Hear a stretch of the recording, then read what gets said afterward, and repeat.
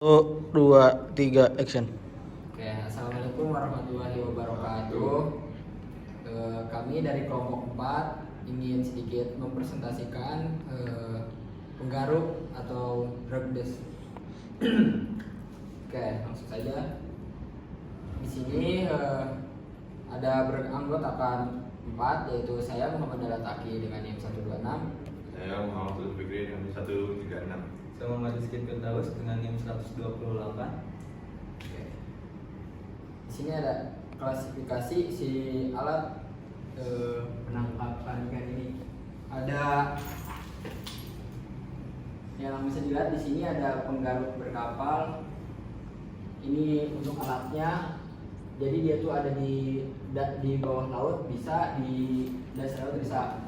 Nih, ini tanpa kapal. Jadi ini untuk yang di dasarnya, ini untuk yang di dalamnya seperti itu. Oke. Lalu untuk cara pengoperasiannya dari alat tersebut itu yang pertama itu alat diturunkan ke dasar perairan menggunakan tali penarik, dan yang kedua itu kapal mulai bergerak untuk menyeret alat sepanjang dasar laut untuk menangkap ikan atau sesuatu. Yang ketiga, keranjang logam atau gigi penggaruk mengais sedimen dasar, yaitu keranjang mengumpulkan biota dasar, dan yang kedua gigi dengan sudut 30-45 derajat mencukil sedimen. Dan untuk yang keempat, organisme dasar masuk dan tertahan di dalam keranjang atau jaring. Dan yang kelima itu alat ditarik kembali ke kapal melalui tali penarik. Dan untuk yang terakhir, hasil tangkapan dikeluarkan dari keranjang logam jaring. Selanjutnya ada peralatan penempatan. Di sini kita bisa lihat ada alat penangkapan di kelompokan, yaitu yang pertama yang menggunakan kapal, yang kedua itu menggunakan tanpa kapal. Ada kode sifatnya, ukurannya juga ada. Terus Di zona penangkapan ikan terukurnya bisa dilihat di sini.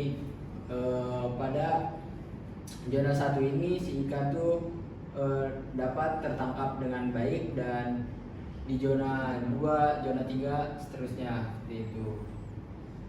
Oke, ini keterangan itu tanpa dioperasikan, tanpa menggunakan kapal. Hasilnya itu sama. Di zona 1 itu tersaring itu atau tertangkap dan seterusnya. Oke.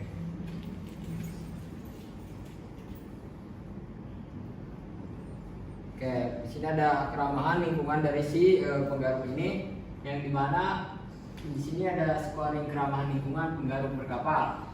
Ini untuk berkapal, indikatornya bisa dilihat ada 9, yaitu tingkat bahaya produk bagi kesehatan konsumen. Ini tuh indikatornya sangat baik. Mengapa begitu? Karena tidak